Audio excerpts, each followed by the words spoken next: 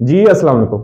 Saudi से मुतल्लिक अगर आपका कोई भी मसला है, जैसे कि आपने सऊदी में अपना इकामे का मेडिकल करवाना हो या लाइसेंस पे मेडिकल करवाना हो या अपने पासपोर्ट की नकल मालूमात करवानी हो, आपने अपना मतार पेपर, तरहील पेपर या फाइनल एग्जिट का पेपर निकलवाना हो या आपने अपने मरूर की अपॉइंटमेंट लेनी हो या फिर पुलिस कराक्टर सर्टिफिकेट बनवाना हो सऊदी के अंदर।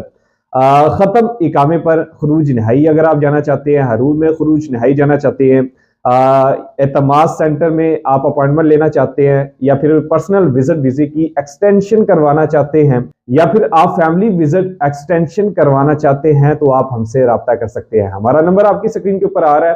आप हमसे रब्ता कर सकते हैं और फौरन आपके मसले को लेकर आपको सोल्यूशन दिया जाएगा।